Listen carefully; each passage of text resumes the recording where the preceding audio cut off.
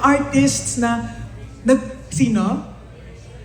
Eraserheads? Nagpunta na ba sila dito? Yes, no? No. Pero iba yung version ko. Na ikaw ay mawawala. Mawawasak lamang ang aking mundo.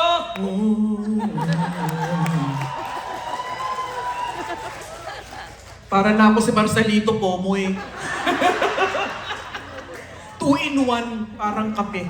Oo. Napakaraming Filipino entertainers that are going around the world right now that are performing. I hope you all can catch some of them kasi napakagagaling po. EJ Monterde, si KZ, mga anak-anakan na namin yan.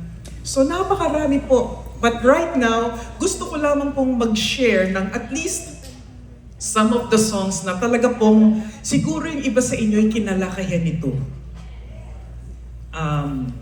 Nung panahon ng 1996. Sino dito yung mga high school elementary? Yeah? Tama? Bobby Andrews, ganun, mga Angelo De Leon, opo. Kumbihirang patis. Oh. Yun yung mga time na wala po talaga akong kaalam-alam na ako'y papasok sa industriya.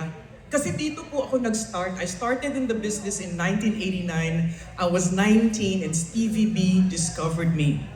So I had like a dance song, ganyan, and it entered the billboards, Hot 100, and all of the above. And then I thought, ayoko na. I stopped when I was 21. So I was on tour for 3 years, stopped singing, biglang, tan-tararan, ganon. Na-discover po ako ni Miss Pilita Corrales.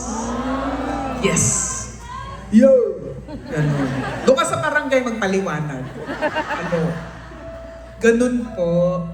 And then I suppose, sometimes your luck or your destiny doesn't happen when you think it's supposed to happen. Because at 19, it's different from when you're 26. That's when I started really parang nakikilala na sa Pilipinas. And I want to thank all of you for listening to the songs that were written for me. Hindi naman kasi ako sumulat pero sa akin na ibigay ni Lord. Kaya hanggang ngayon at 56,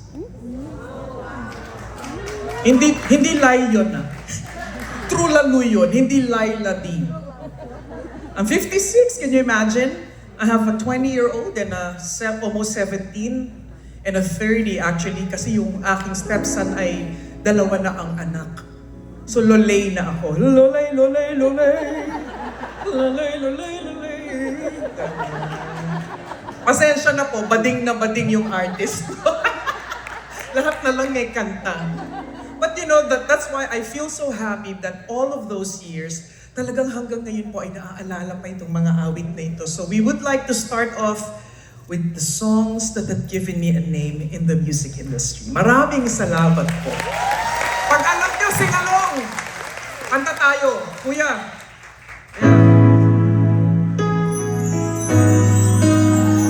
Ayan na.